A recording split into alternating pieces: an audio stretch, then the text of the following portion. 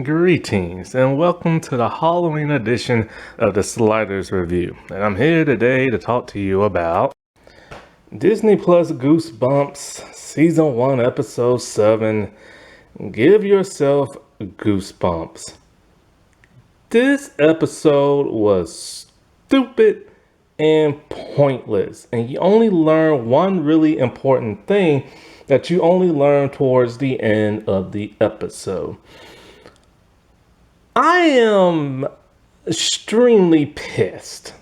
Okay, so first things first, let me just explain one little thing. Give yourself goosebumps, in case you don't know, is that after R.L. Stine made his famous Goosebump book, Scholastic decided, hey, we want some more books. So he created Give Yourself Goosebumps. They're game books, but they're still books. And he made a whole bunch of them. So this is what this is from. I don't think there's one from one actual individual title or one actual individual book. It's just based off the reference of the book series. Now, what I'm pissed about. This episode just stupid. And I mean, it was stupid. It was pointless. It was stupid. It was a little demeaning. The dialogue was so cringy throughout the entire episode. And I'm not talking about 90s goosebump, like cheesy cringe. I'm talking about bleak modern day cringe. All the jokes did not land. All the jokes were weird. The way people talk to each other in here was just, this is just a stupid episode. Like, and I'm mad. Because after last week's episode, I'm like, all right, it's building up to something really cool. What are we going to get in this episode? He just revealed himself to the kids and stuff. And then we get this episode that was mindless and pointless and just a filler episode. A filler episode with bad jokes, bad dialogue, men that are made to look weak. And basically the modern storytelling of men are weak and women are like superior to none, which if you ever listen to my videos and stuff, you know that, look, I get why that's happening in modern day television. In the past, I did not care because it was, I've said this a million times. And basically, I just didn't care in the past when men were made to look weak and, all this other crap, because I get why, because women were made to look weak in television for so many years. But my God, it is in every television show, in every movie now. It is literally a requirement that they have to check off a list with every studio.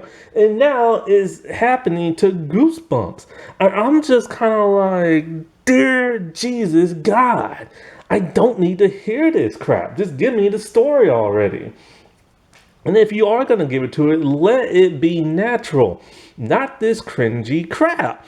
It's getting so annoying. And so what am I, 3 minutes in? So, oh my God. So, okay. It turns out that after he reveals himself, he disappears. And the kids realize something. They're in the book, the scrapbook. They're not in the real world. Their eyes are now all black, which is where this photo came from that I've been seeing for the longest time. I've been wondering what this photo is about, and now I know. Question is, how the heck did the kids even get in the book to begin with?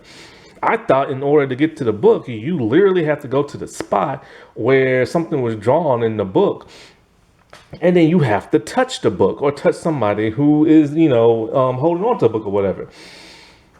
Apparently, when Howard was talking to them in the last week episode and he was like doodling in his thing, that's what he was doing. He was drawing them on the couch and they are now sucked in the book somehow that way. So it's like, oh, okay. So this is probably going to be like an interesting episode. You know what I'm saying? They're going to go around this spooky area, see what happens. What happens is basically they're stuck in that one room and they can't go no further. And so they're just kind of looking around, touching stuff. Lucas decides to bite into a deer's head. Like, you know, the ones that be mounted like on the wall. Yes, he's just biting into. I hate Lucas. I hate Lucas. I hate Lucas. And so James decides to be a butthole and blame Isabella for all this. Not Isabella, but Margot for all this. He's all like, this is your fault. We're trapped in this book. And she's like, how? And he's all like, because you're the one who went in the book, blah, blah, blah, stuff like that. And so then, you know, what's his name? Isaiah? He gets pissed at James, all like, you know, don't talk to her like this and all this other crap. And then he's all like, but you're right and everything. She's like, what? And he's all like, well, I told you not to go in the book. And so James is like, that's right, bros before ho. And then she's like, what did you call me? And he's all like, bros before homies. That's a new slang term and stuff. And I'm just like, this is stupid. Like, it's really stupid. And James don't sound cool saying bros before hoes. It's just slang term that's not for him. And then, like, so basically they hear like a noise and it's the real Mr. Brat. But of course they don't believe it's him, naturally. You know what I'm saying? And so they ask him a bunch of questions and all this other stuff. And so now they think it's him. And so this is what's so weird.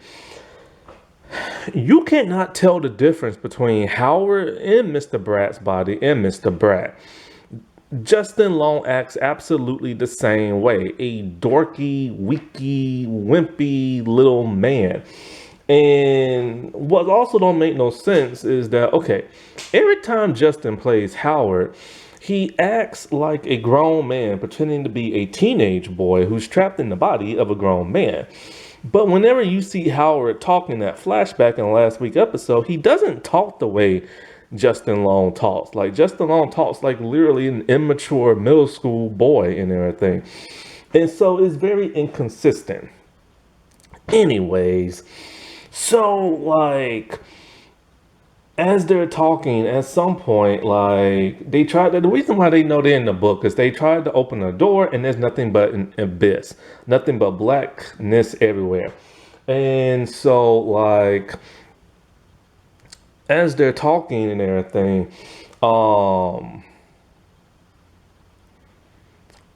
Isabella starts to get on to like Mr. Brat, talking about you're the adult, figure a way out of this, come up with something. So he's trying to come, he's like, it must be in Howard's mind, blah, blah, blah. And we have to find a way out, but nobody can figure out what. This is where all the cringy crap comes from.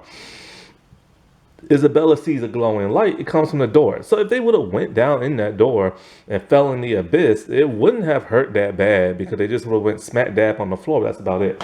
So they come up with a way to get down there. They're going to get a bunch of sheets and rappel down. Or she decides to go. Isaiah is kind of like, you should not go down there. And then the moment he says that, Margot's all like, why? She's the independent woman. She can go down there if she wants. What the world has got to do with goosebumps? So they argue and everything, and so they all hold the sheet, and she goes down there. Isaiah is the front and center, holding on to the sheet. He only has one arm. Why isn't he up in the rear? Up in the rear. Right in the middle like that. Why isn't he back in the rear and everything? He only has one arm, you know what I'm saying? Anyway, so she goes down there and turns out she's at the school, but back in the 90s. There's a picture of Bill Clinton. And do you know what she says? She doesn't call him Bill Clinton. She calls him, oh, it's Hillary's husband. Really? Hillary's husband. She can't even say Bill Clinton. You can't even say Bill Clinton.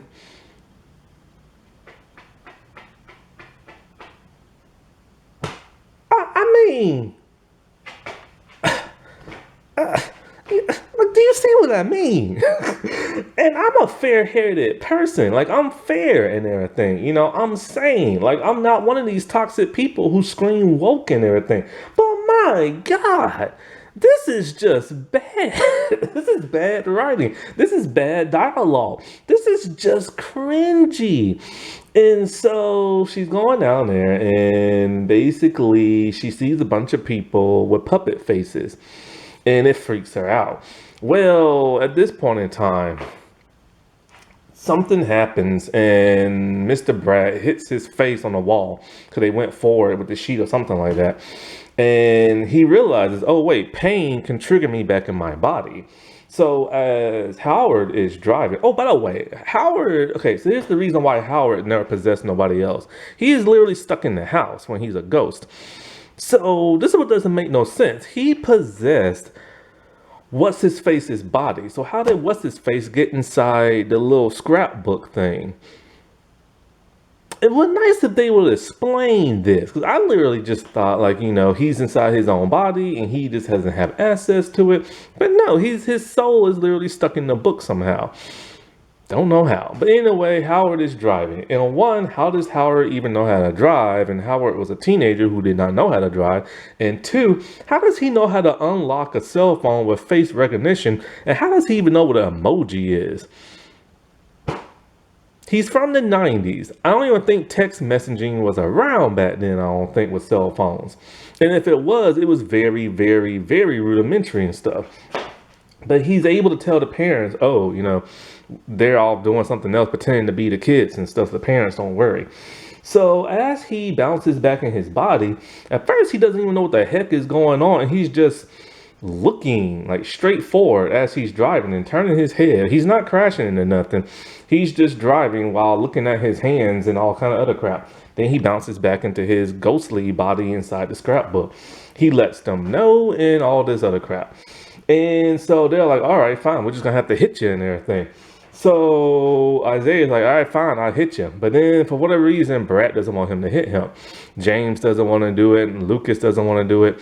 And then all of a sudden, bam.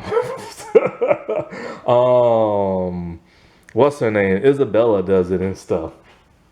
Oh, by the way, now they're trying to set up an Isaiah-Isabella romance as she almost died because, okay, here's the craziest thing. They don't know how to set up suspense in this show. They always rush suspense and everything and horror. So, like, when she's down there and she's at the school and the puppet people are freaking her out and she's holding on to the sheet, she tugs on them to pull her up. At this point in time, we see Howard driving in Brad's body and he has to spit out his gum. He doesn't roll down the window and spit it out. He uses pages from the scrapbook and spit it into that. When you rip pages from the scrapbook, it will rip whatever room is drawn there. So since he drew the school there, that is ripping. So if she don't get out, she's gonna die. So of course they pull her up in time. Why is this not suspenseful? Because he's not actually trying to kill her. Okay? He's not actually trying to kill her. He's just spitting out his gum. If he was actually trying to harm her, it would have been better. So anyways, every time he goes back to his real body, Howard punches him back. So it's constantly a slugfest, left and right and left and right. And so then at one point, you could tell this punch is about to come. He's telling them, hey, look, guys, you know, since we're down here, you keep calling me my first name. When we go back up there and I get y'all out, y'all got to call me by my last name. So the other students don't think I have favorites and stuff. And of course, as he's giving this inspirational speech, he gets punched. You could see it coming a mile away and everything. And it's just pitiful. And so, yeah. So that's going on with that. And then at some point he goes back into like the book and he tells them that, you know, Nora, who's out now, is at some type of like store. And Lucas recognizes that store. It's like out of town. Why? Because she has Slappy's body. On to the adults in here, which is even more cringe than the kids. Oh, and by the way, James is super annoying in this episode. And I mean super annoying. And literally so is like Isaiah. Oh, but back to the Isabella and Isaiah thing. They're trying to set up a romance there. And it makes Margot a little jealous, which pisses off Lucas. So like why is she jealous and stuff? They can't even write a good romance. Okay, my battery died. So they can't even write a good romance between them. Like, this whole episode was very teen drama-ish, and I mean to the extreme. Now on to the parents. Now we got Margot. Well, no. First we got Nora. She's fine now. She's about to leave the hospital, the mental place. She literally tells Isabella mom that well, what it is, Isabella mom tells her plain and simple, we can't hold you here no more unless you want to stay and all this other crap. I do not know how much time has passed because they're at that dude's place and they was there at night. It's in the daytime now. I guess they text like, oh, they're at someplace else. But when Nora shows Isabella's mom the pills in defiance, showing her that, hey, I have not been taking the pills, I'm fine, and don't make me call my lawyer and have your medical license suspended and everything for keeping me here against my will. There's at least 6 pills in the little napkin, which means she's been there for at least a week or so. I have literally no telling how much time has passed. But anyway, cause you think the parents be all like, where the heck my kid at? You know what I'm saying? So what did he send to them in those text messages other than a spaghetti emoji and stuff? Cringy. Anyways, so she's out. She meets Margot's dad. And they have a huge argument. She's all like, there's some stuff she has to do, blah, blah, blah, blah, blah. And then he's pissed at her. It's all like, yeah, well, like, whatever, but I'm still going to water your plant. What? And so then Margot's dad decides to go and see Ben. He's all like, hey, man, look, I know we don't know each other well, but I need some advice on dating. And he just walks into Ben's house, and Ben's like, well, sure, just walk on into my house. And the only reason why he's talking to Ben is because Ben's literally the only other man in this show that's an adult. So he needs some talk on relationships, and he lets them know, like, yo, I've been banging Nora, but it's all right because everybody knows. And then he starts to reveal things that Nora has been, like, acting weird about. Talking about, like, she's worried about something, and, like, you know, she's worried about the kids. And, you know, Ben's like, oh, no, not this crap again. But then he mentions the doll she had. It's a dismembered doll, which freaks Ben out, and he just runs off and drives off. And literally, Margot's dad literally uses the phrase, what's that phrase that some young people use? Was it totes cool or something like that? I have not heard that in years. Why is he using that in such a cringy way? Anyways, oh, and I forgot. So at some point in time, like, Howard inside what's his name's body scares the bejesus out of, like, Nora and everything. Basically, he's all like, you took my best friend and all this other crap, and he makes her look at the window or the mirror, and she can see Howard's reflection inside Brat's body and stuff like that. And what's so crazy is that they're leaving the hospital in the elevator. She's running out the elevator. People are trying to come in. And she's literally screaming and hollering, talking about, leave me alone, let go of me. And a man is chasing behind her, trying to grab her. And none of the people do anything. What the world?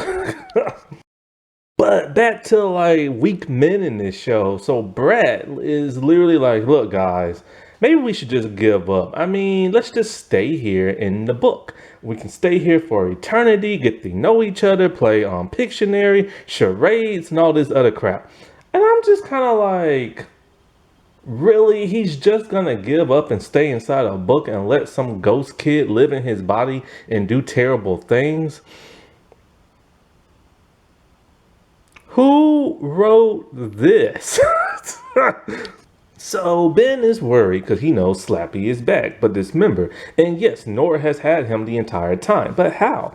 Because James' mom is all like, you know, they put him down in the mine shaft. So we now see James' mom, and we see that of, like, you know, Ben. I really don't know what to say about James' mom, is because it's kind of like we didn't get to really, like, in 6th episode, we don't know much about her other than she has an alcohol problem and she doesn't really hang out with her son that much.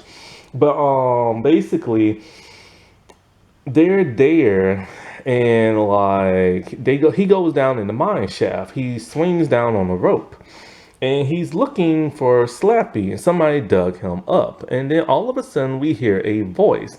I'm like, no, it can't be. It is. It's one of the James duplicates.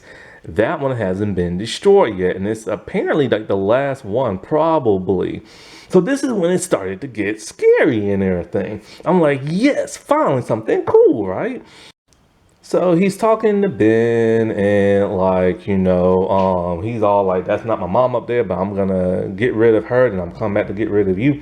And he pulls the rope up. So Ben is literally stuck down there, right? And he goes to see his pretend mom, and the mom is like, her dialogue is cringy, like, oh my God, is this where you and your friends have been doing drugs or selling drugs or making drugs down in the mine? Since when does James make drugs?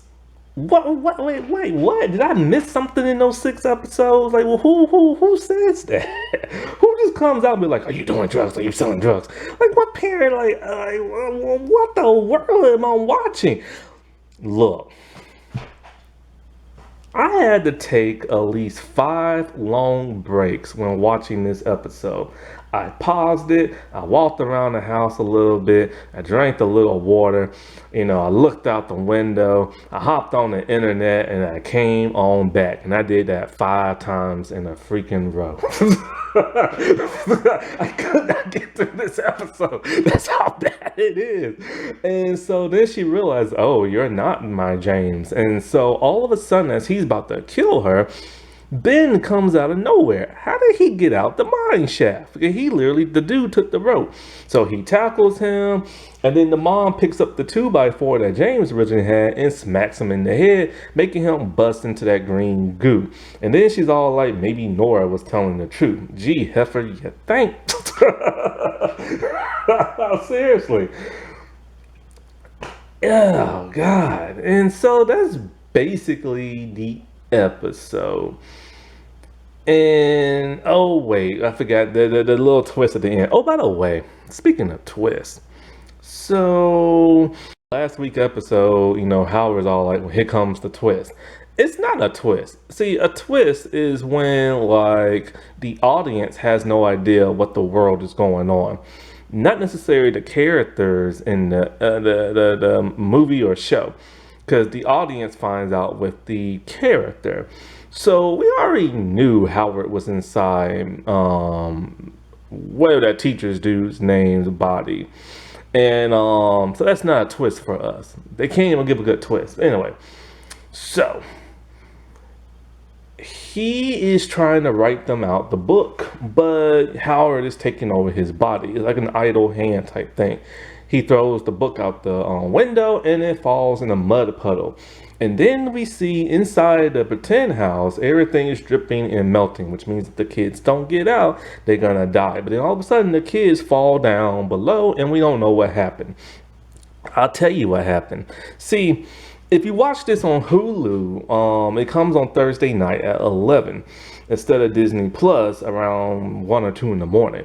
And so basically, there are 2 episodes that are up right now on Hulu. One is tonight episode and one is next week episode. But next week episode you cannot watch at all. You have to wait till next week. But it has the synopsis and it literally states the kids escape like the different dimension that they're in.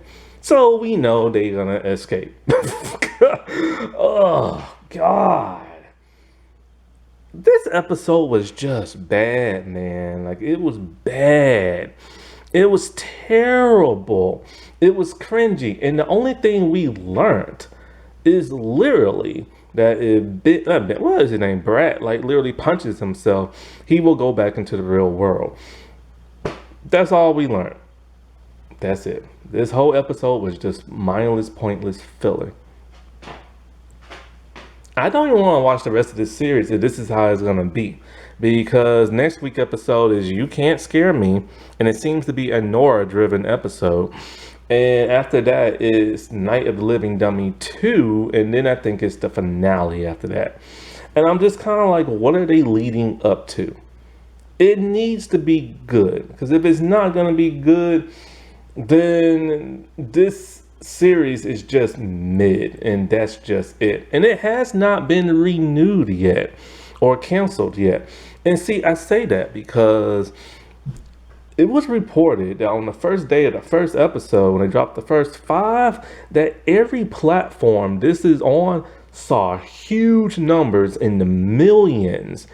Normally, and nowadays, something like that will get an early renewal, but it has not yet. Because so far, everybody is saying the same thing. It's just a mid show. Like, it's they're half on this. They don't know whether it is good or just bad, and stuff like that. Like, everybody is split in the middle when it comes to this show, because like it's on Hulu, it's on Disney Plus, and the first two episodes are completely free on Roku TV channel and stuff, and it's probably on a couple of other platforms I just don't know about yet. And yeah, it's like they really went all out by putting this on multiple platforms for people to watch, but so far it's literally just mid. There's too much teen drama crap going on in this show. And that's not what I invested my time in. All right, well, I shall talk to y'all later. Bye.